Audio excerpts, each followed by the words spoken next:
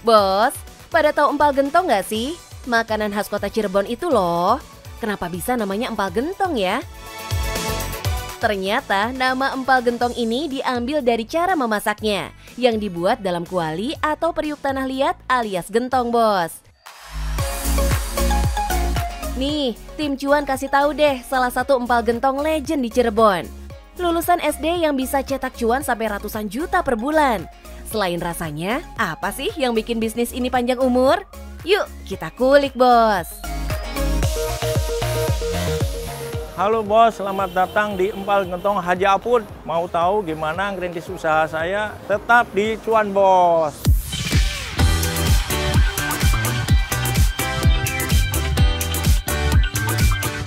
Sebelum berjodoh sama bisnis empal gentong ini, Pak Haji Apud si empunya bisnis udah mencoba berbagai macam usaha, bos. Bahkan sampai merantau loh.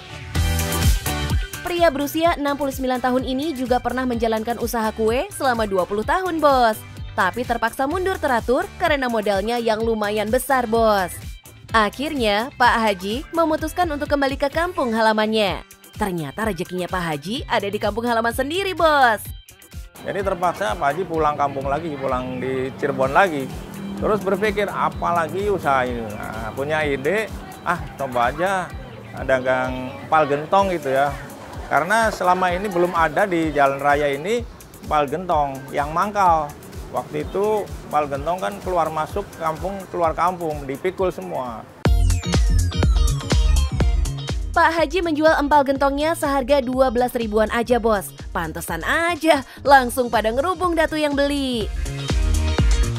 Selain empal gentong, Pak Haji Apud juga bikin varian lain, bos. Empal asem. Katanya sih empal asem ini favoritnya kaum hawa, bos. Karena cita rasanya yang asam segar. Nah bedanya itu empal gentong sama empal asem kan, kalau empal gentong pakai kunyit jadi kuning bahannya. Tapi kalau empal asem itu kayak sop ya, bening gitu. Pokoknya Pak Haji berani rugi dalam mempertahankan usaha empal gentongnya ini. Kalau hasil produksi nggak sesuai, beliau nggak akan jual alias akan produksi ulang lagi, bos. Selain mempertahankan kualitas rasa, Pak Haji juga selalu mengingatkan para karyawannya untuk memberikan servis terbaik kepada pembeli. Ya, nggak kaget lah kalau pelanggan Pak Haji banyak dan selalu balik lagi, bos. Ya menurut saya rasanya rekomen ya, emang enak dan kebetulan juga saya juga emang asli orang Cirebon. Ya kita kalau pulang pasti mampir ke sini. Bisnis yang modal awalnya 300 ribu ini udah dirintis Pak Haji sejak 29 tahun lalu, bos. Dibantu sekitar 130 orang karyawannya, Pak Haji menjalankan bisnis empal gentongnya.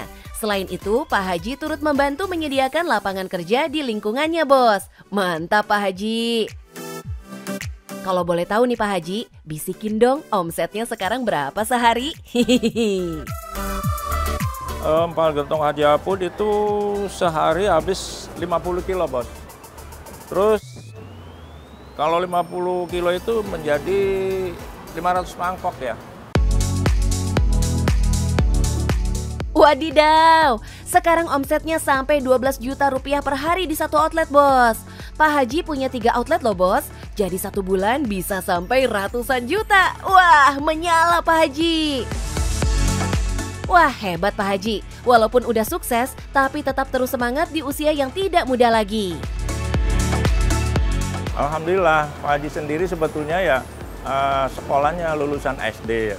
Tapi nggak kecil hati, nggak patah semangat. Kita jangan putus asa lah seperti itu. Tapi alhamdulillah kalau kita semangatnya tinggi, terus kita sabar, kita tekun.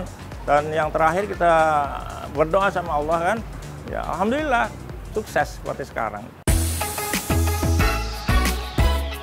Bisnisnya pun sekarang perlahan Pak Haji turunkan kepada anaknya, Mbak Iroh. Iyalah, jangan sampai putus ya Pak Haji, perjuangan 29 tahun merintis usaha ini. Sebagai generasi penerus, Mbak Iroh nggak diem aja, bos. Di tangannya, empal gentong Haji Apud bikin inovasi yang nggak biasa loh. Saya tuh merasa saya bisa atau tidak nih minimal satu langkah lebih deh dari Bapak gitu, gitu. Ya salah satunya dengan menciptakan Pak Gentong kemasan kaleng ini. Bos, memang proses tidak mengkhianati hasil ya. Percobaan selama beberapa tahun oleh Mbak Iroh untuk menghasilkan produk yang berkualitas dan layak jual akhirnya berhasil. Mbak Iroh berhasil menciptakan empal gentong dalam bentuk kemasan. Meski dikemas dalam kaleng, dijamin tanpa bahan pengawet tambahan, Bos. Dalam sekali produksinya, Mbak Iroh bisa menghasilkan sampai ratusan kaleng. Meski saat ini usahanya sudah dipegang oleh sang anak, bukan berarti bisa santai-santai aja ya, Bos. Perjuangan melanjutkan dan membesarkan usaha keluarga ini tetap menjadi tujuan utama. Jujur, kita ini usaha keluarga, pasti banyak kendala ya. Saya ingin memperbaiki manajemen di sini dulu, pelayanan untuk konsumen itu lebih baik. Bos, jika datang peluang kepada kita, suatu jenis apapun, usaha apapun, walaupun awalnya terlihat kecil, jangan kita sia-siakan, Bos. Siapa tahu peluang kecil tersebut yang berpotensi besar di kemudian hari. Seperti kita tahu, Pak Haji dan empal gentongnya. Bos, kalau kepengen menjadi usaha yang sukses, kita ikhtiar dan berusaha. Yang penting kita cuan, Bos.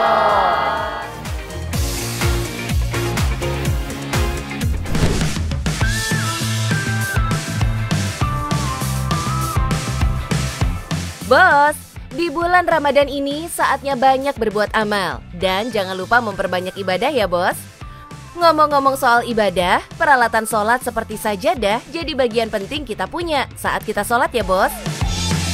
Warna dan model juga beragam dan berkembang tiap tahunnya. Nggak heran, pebisnis sajadah ada aja, Bos. Salah satunya nih, Ibu Hira. Doi ini meneruskan bisnis sajadah milik ayahnya. Sejak tahun 2000, bisnis sajadah ini berkembang menjadi toko oleh-oleh perlengkapan haji dan umroh. Dan setelah diteruskan ke Bu Hira, toko oleh-oleh ini punya 13 cabang dan tersebar di Pulau Jawa. Doi menyebut toko oleh-olehnya terlengkap ya, Bos. Jadi cocok buat one stop shopping keperluan haji dan umroh maupun buat ibadah harian. Beberapa publik figur aja sampai datang kemari buat belanja, Bos. Mulai dari Tengku Wisnu, Dennis Lim, Sahrul Gunawan, sampai Anissa Rahma, Bos. Yuk kita ceki-ceki toko Bu Hira ini. Halo Bos, selamat datang di Bursa Sajadah, one stop shopping untuk perlengkapan dan oleh-oleh haji umroh. Kita berasal dari jualan hanya sajadah saja, tapi sekarang kita sudah lengkap banget dengan segala macam kurma dan berbagai macam oleh-oleh hajinya. Penasaran? Tetapi cuan, Bos!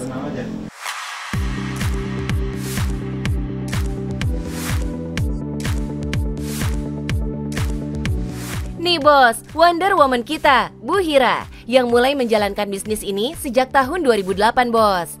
Awalnya, Bu Hira adalah akuntan pajak di Australia bos. Tapi atas permintaan sang ayah, Doi mau nggak mau ya bos, harus menjalankan bisnis ini. Apalagi saat itu, Bu Hira terpaksa menjalankan sendirian bisnis ini karena saudaranya meninggal dunia di tahun 2014. Posisinya adalah saya sekarang dipaksa nih sebagai perempuan yang harus menjadi laki-laki ibaratnya gitu kan. Mau nggak mau harus bisa menjalankan sebuah perusahaan dengan, kita ada total ada 13 toko gitu kan ya, dengan toko yang banyak, dengan karyawan yang banyak gitu. Mental baja sekali bos, salut deh Bu. Bisnis ini emang awalnya hanya menjual sajadah aja ya bos. Tapi karena banyak permintaan produk perlengkapan ibadah yang beragam, akhirnya sang ayah mengembangkan bisnisnya menjadi toko oleh-oleh perlengkapan haji dan umroh. Memang ayah itu memulai bisnis ini, waktu itu beliau pulang dari haji awalnya. Pada saat di sana beliau melihat, kok banyak ya orang-orang kita, orang-orang Indonesia itu yang belanja oleh-oleh haji gitu kan. Ini kayaknya bagus nih kalau kita bikin oleh-oleh haji di Indonesia. Jadi orang-orang tuh nggak usah, para jamaah haji itu nggak usah repot gitu untuk beli oleh-oleh haji di sana. Tapi yang jadi primadona penjualan di sini bos, so pasti sajadahnya nih. Dan juga kita lagi punya yang lagi viral, yaitu sejadah ukir. Nah, sejadah ini lagi viral banget teman-teman, karena kita bisa mengukir nama orang-orang atau teman-teman kita di sini. Jadi Bisa dipesan dan kita bisa minta ukiran khusus untuk nama teman-temannya.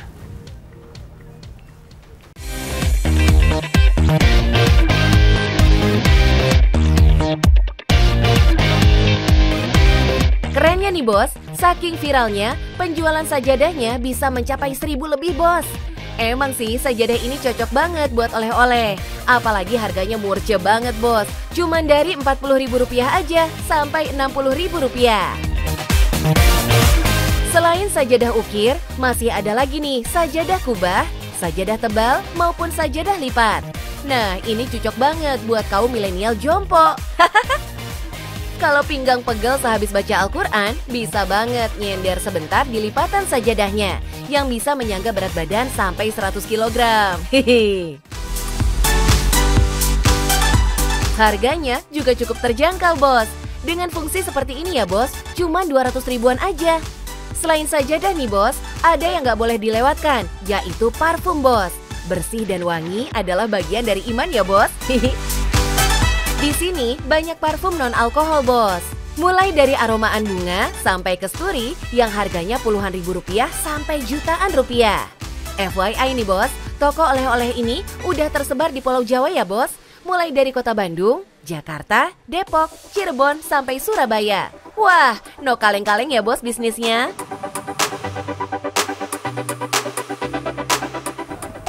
Kalau dibilang mudah nggak mudah pastinya ya. Maksudnya nothing is easy gitu. Tapi ya memang harus dihadapi dan harus dijalani gitu kan.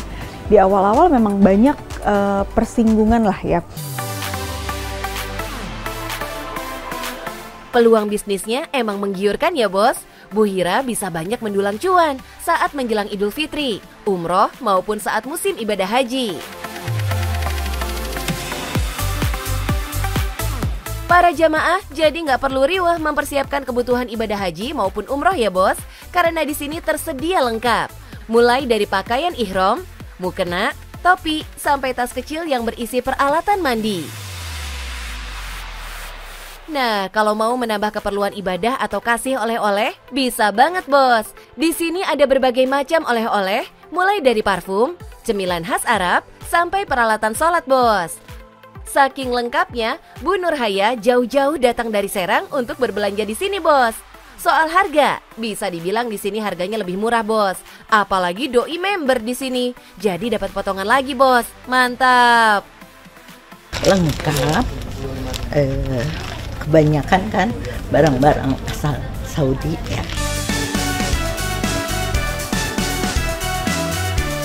Gak cuma sedia oleh-oleh aja, buat yang mau nyari cemilan khas Timur Tengah juga ada di sini bos, yang diproduksi sendiri bos. Seperti samosa, minuman kurma, atau kacang-kacangan Arab pistachio yang bisa dinikmati di kafe mini mereka. Cakep deh. Jadi penisirin dong, tim cuan, berapa sih omset usaha ini? Let's say, dalam sebulan ada sekitar 1.000 orang dengan pembelian sajadah ukir Rp60.000. Maka sebulan dari sajadah ukir ada 60 juta rupiah. Ini baru dari penjualan sajadah ya bos. Belum dari penjualan yang lainnya bos. Bisa tembus ratusan juta rupiah bos. Lewat usaha ini juga, Bu Hira banyak mempekerjakan karyawan di tokonya. Bahkan setiap bulannya, Bu Hira selalu mengumrohkan karyawannya. Selain itu, Bu Hira sering banget menyisihkan pendapatannya sebulan untuk disedekahkan ke beberapa pesantren. Kita bisa ibaratnya memberi lapangan pekerjaan kepada banyak orang gitu. Kita bisa membuka lapangan pekerjaan kepada banyak orang, merasa bermanfaat lah minimalnya gitu. Jadi kayak karyawan-karyawan kita gitu kan, tim-tim kita itu kan dia tidak sendirian, dia punya pasangan, dia punya anak. Nah itu kan berarti kita itu memberi ibaratnya memberi kehidupan kepada keluarganya. Itu buat aku tuh sesuatu banget gitu. Maksudnya dengan berbisnis aku merasa bisa memberi manfaat lebih kepada karyawan dan kepada tim itu yang paling utama secara internal gitu kan. Alasan ini yang bikin Bu Hira berpikir 2 kali melepaskan bisnis sang ayah. Karena banyak banget orang-orang di sekitarnya yang menerima manfaat dan bergantung pada usahanya ini. Semangat ya Bu, tetap istiqomah dan selalu menebar kebaikan di jalan Allah Subhanahu wa Ta'ala. Jadi bos, sebagai pebisnis kita harus punya mental baja, harus kuat dalam menghadapi segala macam tantangan yang ada dalam bisnis kita. Yang penting cuan bos!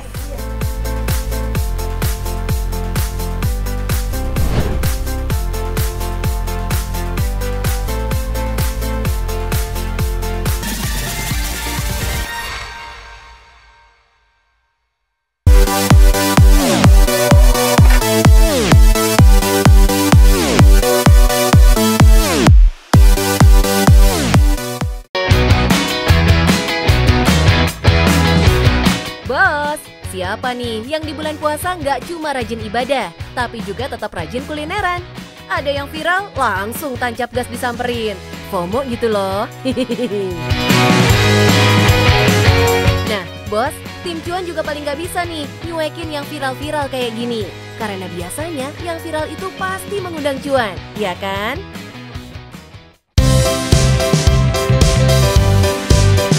Eits, jangan anggap enteng kulineran tendaan ya bos. Gak cuma vlogger aja yang suka mampir ke sini, artis juga doyan makan di sini demi nyicipin sensasi lezatnya ramen. Konon kabarnya nih bos, dalam sebulan warung ramen tendaan ini cuannya tembus ratusan juta rupiah. Mau dijadiin menu berbuka puasa bareng keluarga atau besti? Bisa banget bos. Kuilah, biar nggak penisirin, kita kulik aja bisnisnya.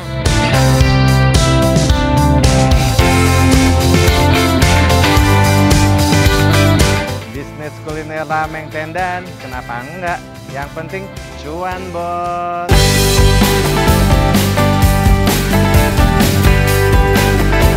Kedai ramen pertamanya berdiri tahun 2022, berlokasi di daerah Tebet, Jakarta Selatan, langsung mendapat tempat di hati pelanggan bos. Nggak pakai lama, kedai ramennya langsung viral. Salah satu alasan yang membuat kedai pertamanya viral adalah sosok chef sekaligus sang ownernya yang ternyata asli orang Jepang bos. Loh, kok bisa? Saya betul orang Jepang tapi udah jadi WNI 10 tahun. Jadi papa saya almarhum itu orang Jepang, almarhum ibu saya itu orang Indonesia. Jadi bisa dibilang juga saya itu Javanese antara Jepang sama Indonesia. Nah, udah jadi rahasia umum ya bos, kalau orang Indonesia punya hobi kulineran. Chef Ito melihat ini sebagai peluang bisnis untuk mendulang cuan. Kalau budayanya orang Indonesia itu nice banget ya, saya suka gitu dan. Setelah mengamati peluang dan target pasarnya, terbukalah jalan dan kesempatan bagi Chef Ito untuk memulai bisnis kulinernya, yaitu kedai ramen tendaan. Tapi boleh tahu nggak Chef, alasan dibalik pemilihan ramen menjadi sajian utamanya? Karena saya basicnya F&B dan kan belum banyak ramen waktu itu yang harganya 15.000 kayaknya untuk semua orang tuh nggak keberatan bayarnya apa. Jadi kita coba usaha bikin ramen yang seharga 15.000. Dengan 15.000 saya sih percaya diri dan yakin rasanya itu dibanding itu enak sih, enak. Dan untuk kantong orang kita dan kita-kitanya juga mungkin nggak keberatan, mau itu hari tua atau hari muda, bisalah mampir coba gitu. Kerennya nih bos, dalam waktu 15 bulan, Chef Ito berhasil mengembangkan bisnis kulinernya hingga memiliki 4 cabang. Oh iya bos, kedai ramen ini hanya buka di malam hari ya. Mulai dari jam 5 sore sampai jam 10 malam. Nah, setiap pembeli yang datang langsung disapa hangat kayak gini bos. Konbanwa ramen. Udah berasa di Jepang banget kan? Tapi pastinya bukan hanya sambutan hangat yang bikin pembeli mau mampir ke kedai ramen Chef Ito. Chef Ito menjamin ramen buatannya halal dan rasanya udah disesuaikan dengan lidah orang Indonesia bos. Tapi tetap otentik tradisional ramen Jepang. Keren gak tuh? Nah ini tantangan kita itu coba untuk bikin ramen halal dari bahan dasarnya, apanya, semua yang pakai sertifikat halal dan kira-kira rasanya gimana sih caranya untuk bisa bikin rasa tradisional otentik Jepang gitu. Wah, pantesan aja kedainya rame ya bos. Demi memanjakan pelanggannya, Chef Ito selalu membuat inovasi rasa dan menu bos. Setiap beberapa bulan sekali kali, Doi selalu mengeluarkan menu-menu baru demi memanjakan lidah pelanggannya. Gak heran ya bos, berawal dari 4 varian menu, sekarang sudah ada 6 varian menu di kedai ramennya. Menu ramennya selalu berubah sesuai bestsellernya bos. Ada beberapa menu ramen yang ditawarkan, seperti miso ramen, shiro ramen, shige ramen, kari ramen, maze ramen, kuro ramen, dan shoyu ramen. Semuanya dibanderol sama, Rp15.000 per porsi. Wah, pantas aja bos, banyak yang kepincut untuk selalu datang dan icip-icip menu di kedai ramennya Chef Ito. Bos, kalau lihat kedai ramennya yang udah punya 5 cabang, pasti cuannya nggak kaleng-kaleng nih. Boleh dong spill omsetnya Chef? Untuk omsetnya itu perkira sehari itu ada 3 juta average ya. Average 3 juta, kalau lagi weekend lagi rame itu bisa sampai 90 untuk satu outlet. Gokil bos omsetnya. Cuma 5 jam berjualan aja bisa dapat omset setebel itu bos. Itu satu hari loh dari satu kedai, belum dari kedai yang lain. Ratusan juta masuk kantong nih kalau sebulan. Hihi. Kebayang dong bos, cuannya nggak kalah gurih dari ramennya kan? Tapi ya namanya juga usaha, pasti ada aja kendalanya bos. Kadang terpengaruh cuaca juga karena kita tendaan di luar gitu. Jadi kalau hujan deras kadang yang namanya tamu saya juga kadang males ya keluar gitu. Bukan pengusaha kalau nggak tahan banting ya bos. Jangan langsung menyerah menghadapi masalah. BTW, boleh dong Chef bagi tipsnya supaya usaha dan cuan tetap deras mengalir. Yang pasti sih walaupun udah namanya lumayan keangkat, tapi tetap harus quality control, jaga karyawannya, kebersihan gitu. Itu sih yang menurut kita sih mungkin itu mah basic gitu. Tapi kadang orang tuh kalau udah makin terkenal apa gitu suka lupa gitu. Tuh bos, selalu menjaga quality control, pelayanan dan kebersihan ya. Itu yang menjadi dasar dari bisnis kuliner agar tetap berjaya. Kadang nih bos, kalau udah terkenal suka lupa tuh sama hal yang dasarnya kayak gini. Nah gimana bosku, tertarik nggak bikin kuliner ramen? Untungnya banyak loh, yang penting kita hitung harganya benar, rasanya dijaga, dan kebersihan dijaga. Dan yang penting cuan bos!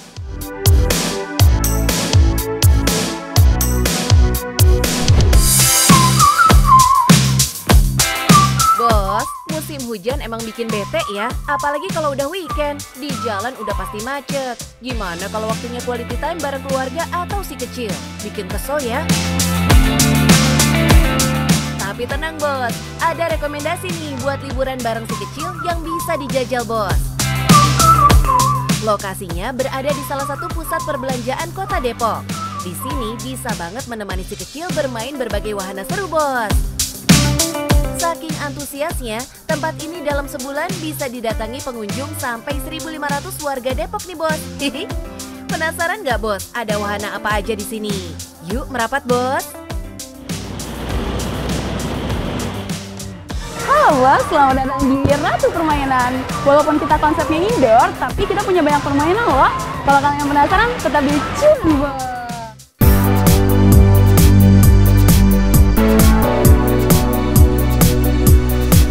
Bos, gak usah takut ya kalau cuaca lagi nggak mendukung. Di sini surganya permainan indoor, jadi nggak bakalan deh misbar, alias gerimis bubar. Apalagi tiket masuknya terbilang murah loh bos, start dari 45 ribuan aja. Udah bebas main di area Babyland dan main di area becak-becaan. Gak perlu worry nih bos, mau mainnya malam juga bisa kok. Karena di sini bukanya sampai malam loh. Mungkin karena kebanyakan orang dari pagi sampai sore itu kerja ya kayak, jadi kita coba buka sampai malam supaya mereka ada refreshing atau apa gitu ke tempat wahana. Meski ada wahana permainan yang sudah free dengan tiket masuk, tapi ada juga beberapa wahana berbayar, bos. Salah satunya wahana sepatu roda, yang tempatnya didesain khusus seperti berada di arena ice skating. Buat yang masih belajar bermain sepatu roda, di sini bisa banget bos. Orang tua bisa membantu langsung anaknya atau menggunakan alat bantu. Jadi nggak usah khawatir ya bos. Mau bikin anak lebih berani? Bisa coba wahana bungee jumping di sini bos. Soal safety nggak usah worry ya. Ada rompi pengait yang bikin anak aman untuk melompat. Keamanan tentunya sangat diperhatiin ya Kak, apalagi untuk kebersihan gitu.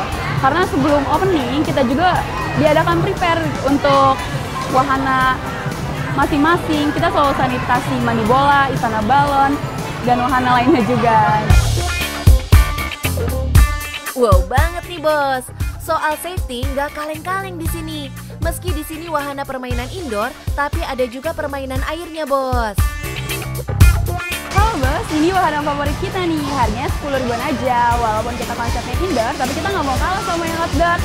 Ini kita buatin kolam buatan supaya anak-anak bisa main balon air di indoor ini. Oke bos?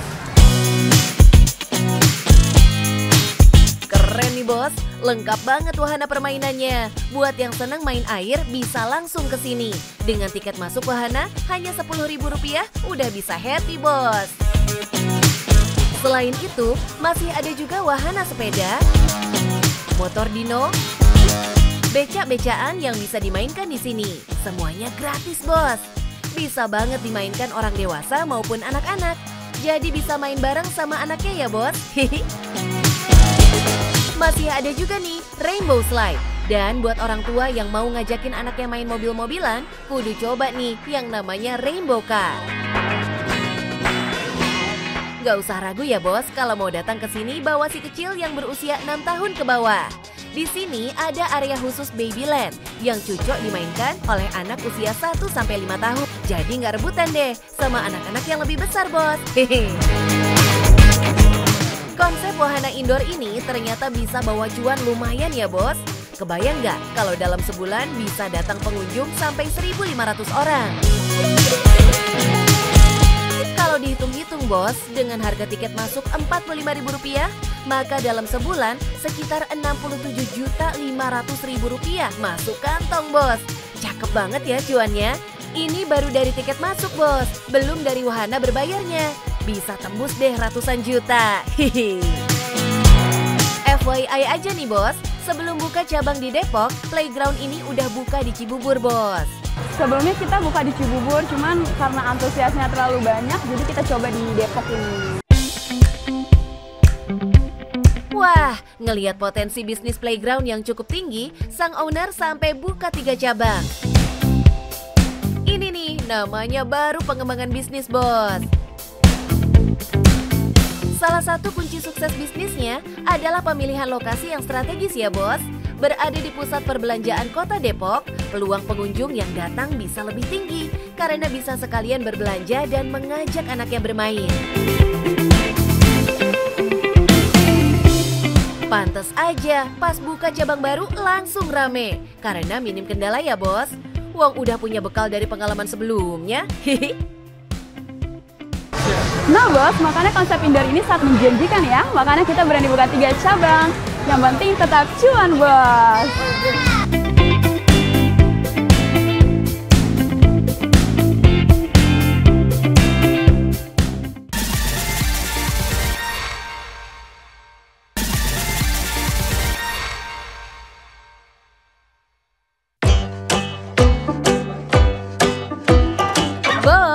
Suka pusing gundah gulana nggak sih pas akhir bulan? Apalagi hitungan pemasukan sama pengeluaran beda. Duh, kepala bisa pusing begindang ya. Banyak banget sih. Ini 50, 100. Tadi deh. Kayaknya nggak segini. Kalau udah pusing begini, kudu banyak-banyak nih kita memperbarui ilmu-ilmu bisnis, khususnya mengelola keuangan. Untungnya ada Mr. Cuan nih bos, yang siap sedia kasih tips bisnis biar nggak pada kelimpungan ya bos.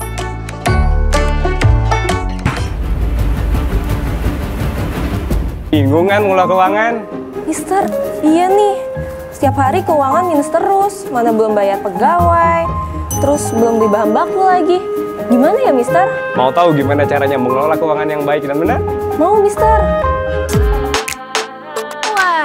Asyik, ada Mister Cuan nih, Mas Okta Wirawan. Doi ini pengusaha kuliner yang pernah bangkrut, tapi sekarang sukses bangun 200 cabang. Aje gile, cucok nih bos, kita belajar dari Doi. Ini bos, 5 tips pengelolaan keuangan yang efektif. Yang pertama, bikin anggarannya. Jadi bikin estimasi penjualan, pengeluaran, semuanya harus terstruktur. Yang kedua, pisahkan uang pribadi dengan uang bisnis. Setiap bulan, dari awal, semua keuangan ini harus mesti benar-benar terpisah. Yang ketiga, persiapkan uang kas cadangan. Jika ada hal yang mendesak ataupun darurat, uang kas cadangan ini yang bisa digunakan. Yang keempat, gunakan software keuangan, pakai sistem bos. Jadi semuanya akan bisa lebih terstruktur, data-datanya akan lebih rapi, kemudian pengeluarannya pun juga bisa benar-benar tercatat dengan akurat. Nah yang kelima, pengelolaan hutang dengan baik dan benar. Kalau bisa, pembelian bahan baku dilakukan secara cash bos. Biar apa? Agar harganya pun juga bisa jauh lebih hemat dibandingkan kalau kita bayarnya menggunakan Tempo. Oke bos, itu adalah 5 tips dari saya bagaimana cara pengelolaan keuangan dengan benar. Bagaimana, sudah paham kan? Sudah paham, Mister. Mulai saat ini saya akan mengelola keuangan saya dengan benar agar bisnis saya tidak berantakan. Terima kasih ya, Mister. Duh, hati lega dong ya, bisa tambah ilmu dan juga praktek ke depan. Jadi nggak riweh lagi ya hitung-hitungan akhir bulan.